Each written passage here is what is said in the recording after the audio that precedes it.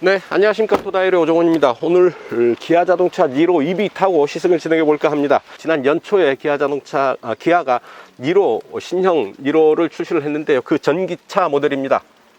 신형 플랫폼을 사용을 했고요. 여러 가지 주행 및 편의 장비들을 수준을 높여서 전기차로서의 완성도를 한층 더 끌어올린 신형 모델인데요. 파워트레인은 64.8kWh짜리 전기 배터리 사용하고 있습니다. 여기에 150kW, 그러니까 약 204마력에 해당하는 전기 모터를 사용을 해서 전기차로서의 파워트레인을 구성을 하고 있죠. 오늘은 기아자동차 출입기자단 단체 시승입니다. 그래서 시간의 제약이 좀 있고요. 그래서 좀 더 압축해서 짧은 시간 안에 시승 진행해 보도록 하겠습니다. 여러분들 좋아요, 구독하기 누르시고요. 오늘도 저와 함께 하시죠. 출발합니다. 자, 빠르게 인테리어 한번 보고 가겠습니다. 계기판, 그리고 센터페시아의 모니터, 이렇게 서로 연결되어 있어서 마치 하나의 모니터처럼 보여지고 있고요. 계기판 먼저 보시면 내비게이션 정보, 그리고 차량 정보, 주행보조 시스템, 트립미터 볼 수가 있습니다. 에너지 모니터 가능하고요. 주행보조 시스템, 이렇게 스마트 크루즈 컨트롤 작동 버튼들 왼쪽에 들어와 있고요. 오른쪽에는 음성 명령, 그리고 모드는 정해 놓으면 이런 기능들 사이로 이제 전환이 되는 거죠. EV 모드를 보면 이렇게 배터리 89%, 주행 가는 거리 367km, 에어컨 오프할 때 373km까지 갈 수 있다라는 얘기죠. 자, 배터리 보면 급속 충전하는데 고속 충전으로 43분 걸리겠다. 완속 충전일 때는 고정용으로는 55분, 휴대용으로는 3시간 20분 정도 걸리겠다라는 얘기고, 전력 소비량도 이렇게 보여줍니다. 지금 현재 전기를 사용하는 부분이 어딘가 보여주는 거고요. 이 차의 연비력 이렇게 보여줍니다.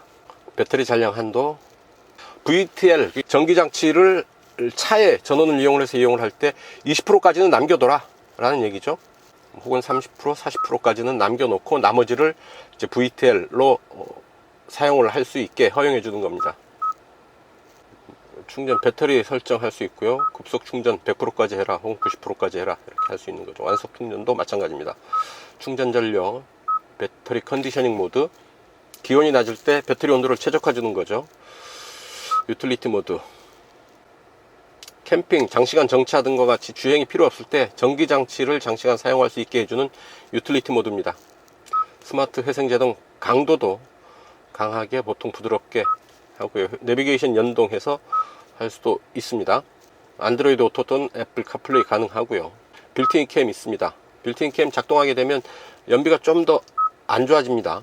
발렛 모드, 기아 페이 차에서 결제할 수가 있고요. 후속 취침 모드, 뒤에 사람이 있을 때 오디오를 좀 줄여주는 그런 기능이죠. 그다음에 라디오, DMB, 미디어, 뮤직 스트리밍 기능까지 들어오네요. 그리고 카트홈, 차에서 집에 있는 전기장치들을 조절을 할 수가 있고요. 기아 커넥트 연결을 하면 여러가지 다양한 기능들 활용하고 정보를 확인하고 할 수가 있겠습니다. 내 차 위치 공유 서비스 대표적이죠. 내 차가 지금 어디쯤 있고 어디로 가는데 언제쯤 도착할 예정이라는 거를 다른 사람과 공유를 할 수가 있습니다. 자, 그리고 설정에 보시면 차량, 운전자 보조 시스템, 주행 편의, 스마트 크루즈 컨트롤, 고속도로 주행 보조, 차로 변경 보조까지 가능하고요. 주행 속도 자동 조절, 속도 제한 기능 있습니다. 경고 및 음량, 진동 설정할 수가 있고요. 운전자 주의 경고, 그리고 주행 안전, 전방 안전, 전방 교차 안전, 전방 측방 안전, 차로 안전, 후측방 안전, 하차 안전 등의 기능을 지원을 합니다. 주차 안전도 지원하고요. 헤드업 디스플레이 조절할 수가 있고, 클러스터, 공조, 이런 기능들 설정을 할 수가 있습니다. 자, 나머지 그렇고, 이 아랫부분에 보면 터치 한 번으로 내비게이션, 기타 기능 버튼들과 공조 버튼이 전환이 됩니다. 그래서 공조 버튼 하게 되면 드라이버 온리 버튼이 있죠. 운전석에만 송풍 기능이 돼서 다른 데는 송풍이 안 되죠. 에너지 효율을 최적화할 수가 있습니다. 공기청정 모드가 있죠. 이를 실행하면 실내 공기질을 최고 수준으로 쾌적하게 관리를 할 수가 있습니다. 2.0 그리고 C타입 USB 버튼 들어와 있고요. 그리고 12V 전원 사용할 수가 있습니다. 아랫부분에 스마트폰 무선 충전 장치 들어와 있고, 열선 3단계, 냉풍 시트, 통풍 시트 3단계, 각각 3단계로 조절할 수가 있고, 열선 핸들 오토홀드 들어와 있습니다. 푸트바이 와이어 방식의 로터리식 변속기고요. 감속기 조절 레버죠. 자, 카메라 이렇게 볼 수가 있습니다. 니로 하면 기아자동차의 대표적인 친환경차 모델이 있죠. 순수 내연기관 모델이 없습니다. 하이브리드서부터 시작을 했으니까요. 지난 1월에 하이브리드 모델은 출시를 했죠. 이제 전기차 모델이 새로 라인업에 추가가 되는 겁니다. 자, 1회 충전 주행 가는 거리 401km죠. 국내 인증 기준이 상당히 까다로운 점을 감안을 하면 이렇게 봄, 가을 날씨가 쾌적한 환경에서는 500km도 여유 있게 주파할 수 있지 않을까 하는 생각해 보고요. 다만 한겨울 날씨가 추울 때는 주행 가는 거리가 좀 줄어들 수도 있겠다라는 생각해 봅니다. 조용하죠. 지금 비가 살짝 내려서요, 노면이 살짝 젖어 있습니다. 지금 정도로 살짝 젖어 있을 때 MVH 성능은 좀 더 좋아지죠. 노면에 있는 잔 이물질들이 씻겨 내려가고, 또한 타이어와 노면 사이의 이 홈들을 잘 메꿔주는 역할을 물이 하게 되니까요. 타이어에서 발생하는 혹은 노면에서 발생하는 소음들이 좀 더 줄어들게 됩니다. 다만 좀 더 이보다 더 물이 많아지면, 더 많이 젖으면 타이어와 물이 마찰하는 소리들이 좀 더해져서 MVH가 더 나빠지게 되죠. 어쨌든 지금 딱 좋은 상황이 아닐까 싶고요. 이 둔턱 노면 충격을 넘는 느낌도 아주 좋은데요. 충격을 어느 정도 품어 안으면서 단단하게 노면을 지나는 그런 느낌이 상당히 고급스럽습니다. 서스펜션 세팅이 그만큼 잘 되어 있다, 신경 써서 했다 라는 느낌이 드네요. 60km, 70km 정도의 속도, 아주 잔잔한 타이어 구르는 소리, 그리고 아주 잔잔한 바람 소리 정도가 들리고 있어서 상당히 쾌적한 최고 수준의 실내 정숙성 유지하면서 움직이고 있는 게 아닌가 싶습니다. 전기차의 장점이죠. 조용하다는 것, 전기차의 대단한 장점입니다. 3세대 플랫폼 적용하고 있고요. 배터리는 64.8kWh 고전압 배터리 사용하고 있죠. 전기 모터의 최고 출력은 150kW입니다. 마력으로 치면 약 204마력 정도 되는데요. 자, 스마트 회생제동 시스템이 있죠. 그 회생제동 시스템이 좀 더 진화를 하고 있습니다. 내비게이션의 지도 정보, 운전자의 운전 패턴 등을 감안을 해서 좀 더 적극적으로 액티브하게 회생제동 시스템을 가동을 해서 회수되는 에너지의 비율을 좀 더 높인다라는 개념입니다. 고속도로 주행보조 2는 전방 충돌 방지 보조, 후측방 충돌 방지 보조, 지능형 속도 제한 보조, 운전자 주의 경고, 내비게이션 기반 스마트 크루즈 컨트롤, 원격 스마트 주차 보조, 후방 주차 충돌 방지 보조, 후석 승객 알림 등의 기능을 포함하고 있습니다. 이제 운전자가 미처 챙기지 못하는 부분, 아차하고 놓치는 부분이 있더라도 똑똑한 자동차가 꼼꼼하게 잘 챙겨준다, 디테일을 놓치지 않도록 잘 보완하고 챙겨준다 라는 개념이고요. 하지만 이를 믿고 운전자가 운전해서 벗어날 수 있느냐? 아직은 그게 아니다 라는 얘기죠. 자율주행 시스템이 적용되기에는 아직 시간이 좀 더 필요합니다. 그래서 운전하는 동안 운전자는 늘 운전에 주의를 기울여야 되고요. 다만 아차하고 미처 챙기지 못하는 부분들을 차가 여러가지 센서와 카메라 등을 통해서 체크를 하고 보완하고 대응해 준다 라는 얘기입니다. 보조해 주는 것이지 직접 운전해 주는 것은 아니다 라는 얘기입니다. 자, 주행보조 시스템 역시 고속도로 주행보조 시스템 2로 진화했죠. 차선 변경 기능은 실제로 운전자가 경험해 보기는 그렇게 쉽지 않습니다. 스티어링 휠에서 손을 떼게 되면 자꾸 스티어링 휠을 잡으라는 안내가 나오는데요. 그게 맞습니다. 스티어링 휠에서 손을 떼는 상황은 어쨌거나 바람직한 상황이 아니죠. 인지가 되면 바로 경고를 보내는 게 맞고요.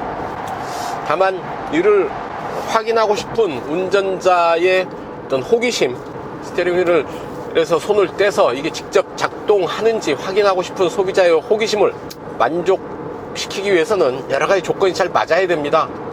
쉽지 않네요. 이제 내차로와 좌우차로를 다 읽습니다.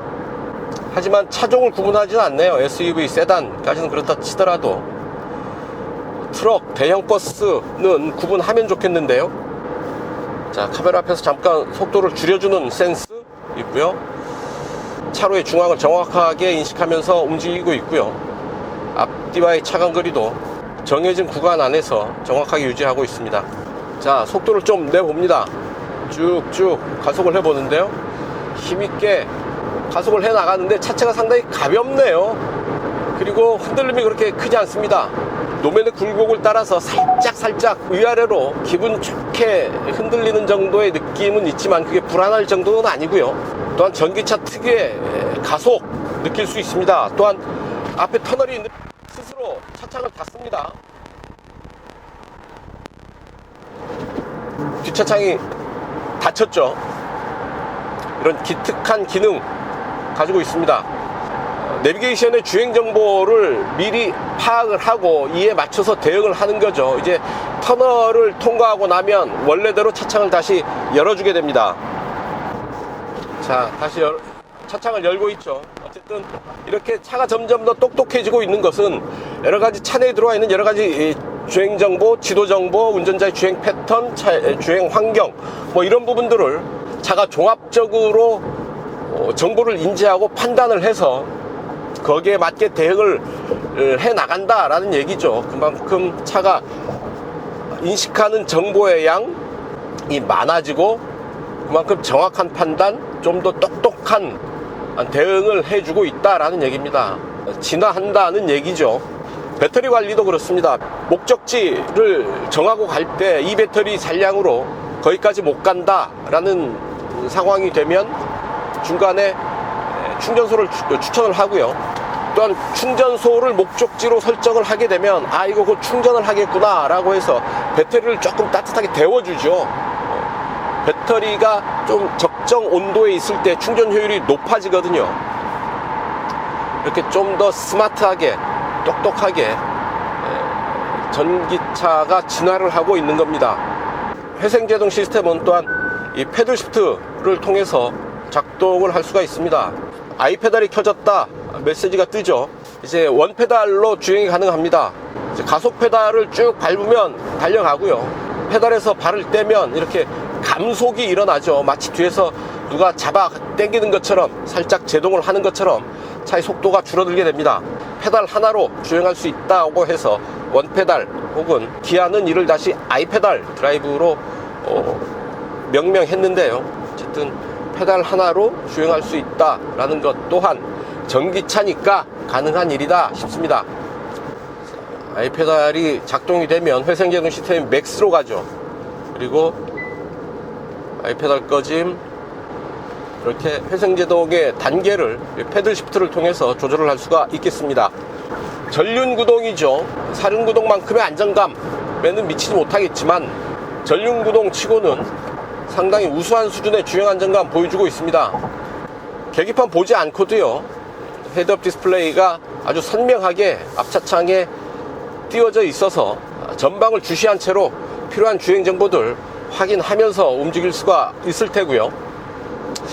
비가 오는데 빗소리는 거의 들리지 않고요. 다만 속도가 조금 높아지면서 바람 소리가 조금 더 들려오고 있습니다. 놀라운 게 전기차를 타면 이 순간 가속, 추월 가속이 아주 수월하고 쉽다라는 얘기죠. 전기 모터로 구동하는 효과입니다. 엔진 같으면 엔진 회전수를 크게 높이는 과정에 시간도 필요하고요. 고 RPM을 사용하기 위해서는 여러 가지 또 복잡한 기술들이 들어가죠. 연료 분사의 캠의 회전, 밸브의 개폐 시기, 분사 압력, 분사 시기, 분사 형태, 내연기관과 관련된 여러 가지 복잡한 기술들이 필요한데 전기차는 그냥 전력량을 좀 더 높여주면 모터가 고회전까지 그냥 순식간에 치고 오릅니다. 고회전에 유리한 구조다라는 얘기죠. 물론 일정 구간을 지나게 되면 급격하게 그 효율이 떨어지긴 합니다만 이 고회전에 좀 더 유리한 구조를 전기차가 갖고 있다라는 얘기입니다. 그래서 기본적으로 모터를 사용하는 것이 자동차에는 유리합니다. 엔진보다는 모터를 사용하는 게 유리한데 왜 그동안 그럼 전기차를 사용하지 못했느냐? 배터리 때문에 그랬죠. 배터리 효율이 오래 장거리를 갈 수 있을 정도로 자동차를 백업해 주기 못하기 때문에 밀려날 수밖에 없었던 거고요. 이제 배터리 효율이 늘어나면서 이제 300-400km 뭐 그 이상 500-600km까지도 갈 수 있을 정도의 배터리 효율, 배터리 기술이 올라왔기 때문에 이제 충분히 모터를 사용하는 전기 자동차로 변경이 가능한 거죠. 변화가 가능한 겁니다. 이제 이 변화의 바람 되돌릴 수는 없을 테고요. 또한 어젠가요? EU에서 2035년서부터는 내연기관차를 아예 팔지 못하게 하는 법안이 통과됐다고 하죠. 그럼 2035년 앞으로 13년 안에 이 내연기관 자동차, 어쨌거나 엔진이 달려있는 차들은 다 퇴출된다고 보면 되겠습니다. 전기차만이 살아남을 수 있는 환경이다 라고 본다면 앞으로 전기차의 바람이 좀 더 거세지지 않을까 생각해 봅니다. 에코, 노멀, 스포츠 모드로 잠깐 달려봅니다. 팽팽한 가속감 만나보게 됩니다. 투 가속 페달에 대한 반응이 즉각적이죠. 쭉 밟아보는데요. 순간 가속, 추월 다 좋네요. 아주 팽팽한 긴장감을 느끼면서 달려주는 이 스포츠 모드에서의 주행 질감 상당히 마음에 듭니다. 에코 모드에서는 좀 더 느슨하고 여유 있게 또 움직여 주죠. 이런 것이 에코 모드에서는 에코 모드에서대로, 스포츠 모드에서는 스포츠 모드에서대로 전기차 특유의 주행 질감 제대로 만끽할 수 있지 않을까 싶습니다. 그러니까 경제 운전을 할 때도 그렇고 다이나믹한 운전을 할 때도 역시 전기차가 좀 더 낫지 않나 하는 생각 해봅니다. 물론 자동차는 엔진, 휘발유 냄새, 배기음 뭐 이런 맛이 있어야 되지 않나 하는 분들도 아직 많이 계시죠. 동의합니다. 각자의 취향이니까요. 하지만 분명한 것은 이제 세상은 점점 내연기관과 작별을 해야 하는 방향으로 흘러가고 있다라는 얘기죠. 자, 이제 도로는 제법 많이 젖었죠. 노면에서 타이어와 젖은 노면이 마찰하는 소리가 제법 들립니다. 충전 중 혹은 전기 모터 주행 이런 부분들 동력의 흐름 보면서 움직일 수 있다라는 얘기죠. 신호 대기하는 중에 스티어링을 한번 볼까요? 하나, 둘, 2.5회전, 2.6회전 정도 하네요. 자, 이제 와인딩 로드 좀 달려봅니다. 변속을 위한 패들은 아니지만 역시 이 패드를 이용을 해서 움직일 수가 있겠네요. 이 와인딩 로드에서는 이 아이페달 이용을 하면 좀 더 재미있게 차를 다룰 수가 있겠습니다. 가속 페달에서 발을 떼면 바로 제동 감속이 이루어지니까요. 와인딩 로드에서는 아이페달 시스템을 이용을 하는 게 더 재미있겠다라는 얘기입니다. 수동 변속할 때 힐앤토, 그러니까 브레이크와 가속 페달을 동시에 밟는 것과 비슷한 느낌의 그런 반응, 기분 느낄 수 있지 않을까 싶습니다. 바닥이 좀 젖어서요, 좀 미끄럽지 않을까 싶은데 좀 적극적으로 코너를 도전해 보는데 잘 받아주네요. 역시 아이페달이 코너에서 위력을 발휘합니다. 차를 아주 재미있게 컨트롤할 수가 있습니다. 고속도로에서는 아이페달 시스템이 좀 이질감을 느끼게 되는데요. 이런 커브가 계속 이어지는 와인딩 도로 혹은 도심 주행이라고 한다면 이 아이페달 시스템이 상당히 유용하고 재미있지 않을까 하는 생각도 해봅니다. 자, 제동 한번 해보겠습니다. 하나, 둘, 셋. 자, 급제동을 하니까 비상등이 작동을 하죠. 이로 그래도 차체가 비교적 높은 편인데요, 앞으로 많이 숙여지지 않으면서 거친 제동 반응해주고 있습니다. 그러니까 일상생활 속에서 충분히 긴급 대응이 가능한 정도의 제동 성능이 아닐까 싶고요. 네, 1차 목적지까지 일단 도착을 했고요. 돌아가는 길 연비를 좀 보기로 하죠. 약 50km 될 텐데요. 에코 모드로 일단 갑니다. 자, 공인복합 전비가 킬로와트당 5.3kg죠. 결국 전기차는 배터리에서 승패가 갈리는 것 같아요. 배터리 관리를 어떻게 세밀하게 잘 하느냐, 디테일하게 잘 관리를 해서 최적의 컨디션을 만들어내느냐에 승패가 갈리는 것 같습니다. 전기차 타는 날 비가 내립니다. 이런 날 비 내릴 때 충전해도 될까? 뭐 이런 생각 하게 되는데요. 기본적으로 해도 됩니다. 해도 되는데 다만 충전구가 젖어 있을 경우에 충전을 피하는 게 좋죠. 처음에 하이브리드 자동차 처음 이제 국내에 들여올 때는 뭐 일간지에서 뭐 물에 빠지면 뭐 방전된다, 감전된다, 뭐 이런 호들갑 떠는 기사들이 있었죠. 하지만 하이브리드 자동차, 고전압 배터리 적용한 차들이 이렇게 많이 있는데 비 오는 날 젖어서 감전됐다라는 얘기는 저는 아직 듣지를 못했습니다. 그만큼 적어도 충방전, 방전, 감전 사고에 대해서는 크게 걱정하지 않아도 되지 않을까 하고요. 제가 EQA를 타고 있어서 자꾸 메르세데스 벤츠 EQA하고 비교하게 되는데요. 몇 가지 니로 EV가 돋보이는 부분이 있습니다. 예약 충전이 된다?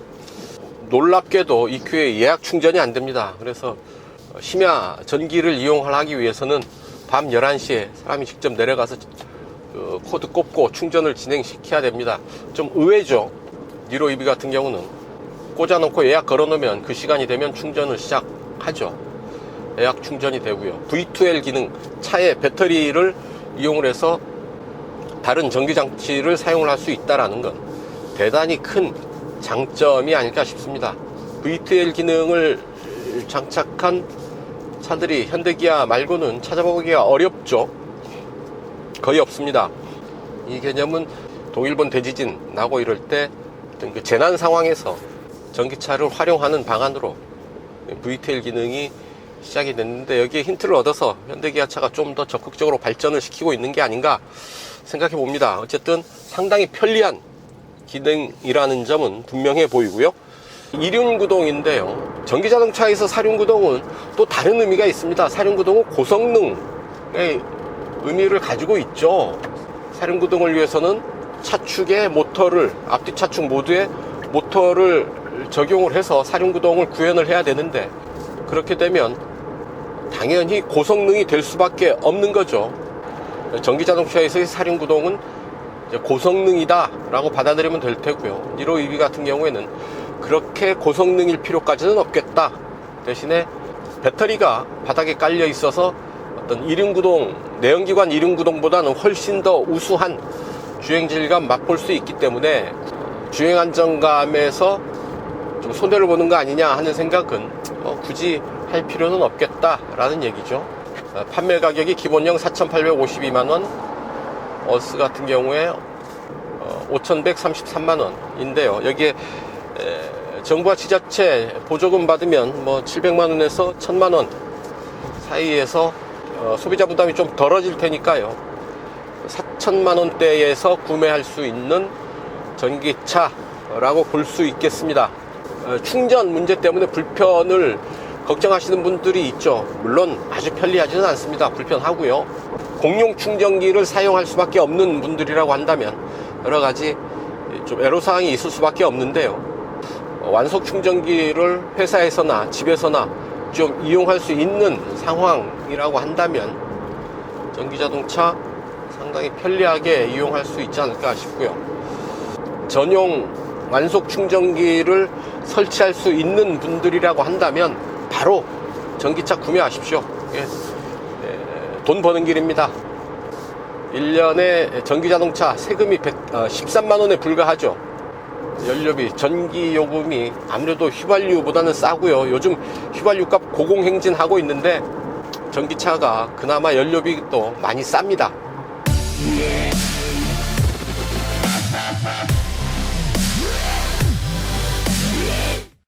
자, 단도직입입니다.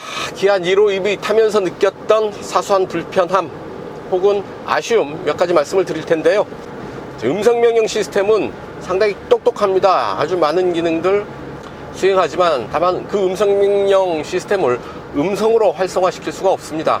아리아라고 이제 불러서 음성 명령하고 헬로 벤츠, 헬로 BMW 뭐 이런 명령어로 음성 명령 시스템을 활성화시키는 게 필요하지 않을까 생각해 봅니다. 아주 많은 기능을 갖고 있지만 버튼을 눌러서 시작하는 게 좀 구리잖아요. 자, 3세대 신형 플랫폼을 적용했다고 하지만 전기차 전용 플랫폼은 아니죠.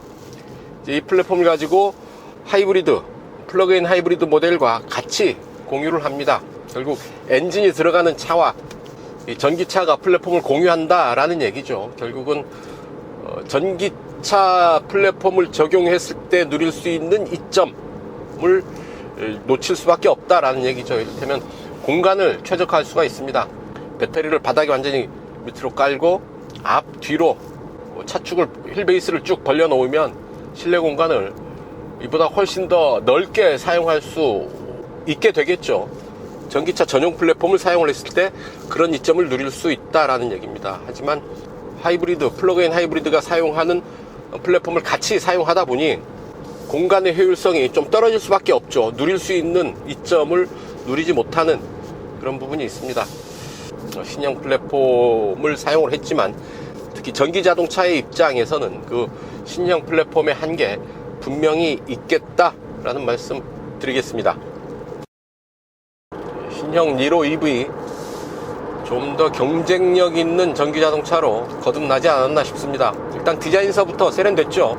C필러에 포인트를 둔 디자인을 적용을 하고 있어서 도로에서도 눈길을 사로잡는 그런 매력이 있습니다. C필러에 포인트를 둔 부분에 에어커튼 홀이 안으로 들어가 있어서 기능적으로도 작용을 하죠. 공기의 저항 줄여주는 그런 효과를 낼 수가 있고요. 전기차 파워트레인의 효율도 상당히 높아졌습니다. 지금 공인복합 전비 킬로와트아워당 5.3kg인데요. 지금 주행하는 현재 에코모드로 계속 23km를 달려온 전비 킬로와트아워당 7.3을 기록하고 있습니다. 대단히 효율적인 그런 연비고요. 전기차가 고속도로에서 연비가 그렇게 좋지가 않습니다. 오히려 시내 도로를 달릴 때 연비가 더 좋아지거든요. 그래서 시내 도심 근거리에서 경제운전을 적극적으로 하게 되면 뭐 고속도로를 달리는 이 연비보다는 좀 더 좋아지지 않을까 하는 생각 해봅니다. 배터리를 아주 디테일하게 관리하는 여러가지 시스템 기술들, 배터리 관리 기술들을 적용을 하고 있어서 배터리를 최적화하고 있다. 이를 통해서 아주 높은 수준의 효율 끌어내고 있지 않은가 싶고요. 잠시 후에 이제 최종 목적지 스타필드 주차장에 도착하게 됩니다. 연비가 상당히 좋게 나왔는데요. 고속도로에서 킬로와트아워당 7km대 기록하다가 이제 속도를 좀 줄여서 도심 도로에 들어왔더니 8km대로 올라섭니다. 고속도로에서보다 도심에서 좀 더 연비가 좋은 전기차의 특성을 잘 보여주는 부분이죠. 이제 스타필드 주차장으로 들어가는 길인데요. 여기서 연비 테스트 정리하시죠. 주행거리 48km, 주행시간 59분, 1시간이죠. 주행연비 킬로와트아워당 8.4km를 기록을 했습니다. 놀랍지 않습니까? 이 차 공인복합 연비가 5.3이죠. 킬로와트아워당 3.1km, 3km 이상 더 달린 연비 보이고 있는 겁니다. 적극적인 경제 운전을 하게 되면 이렇게 탁월한 수준의 기대 이상의 연비 보인다라는 점 다시 한번 확인을 했고요. 안전 운전을 한다는 측면에서도 의미가 있겠죠. 상당히 경쟁력이 높은 전기 자동차로 거듭났다라는 사실을 확인할 수가 있었습니다. 전기차가 갖춰야 할 여러 가지 요소들을 아주 충실하게 잘 갖추고 있고요. 여러 가지 안전 및 편의 장비, 디지털 기술, 그리고 주행 품질, 배터리, 모터, 이런 파워트레인까지 상당히 높은 수준에서 완성되어 있어서 전기차로서의 경쟁력이 상당하겠다 싶습니다. 전기차 구매를 고려하시는 소비자 입장에서는 여러 가지 선택의 폭이 상당히 넓어져서 즐거운 고민하게 되지 않을까 싶고요. 그만큼 즐거운 고민하는 대신에 좀 더 자세하게 디테일하게 비교해보는 노력도 필요하다라는 얘기가 되겠죠. 니로이비의 선전을 기원하면서 오늘 니로이비의 시승은 여기서 정리할까 합니다. 시청해 주셔서 감사드리고요. 좋아요, 구독하기 눌러주시면 저는 이만 물러가겠습니다.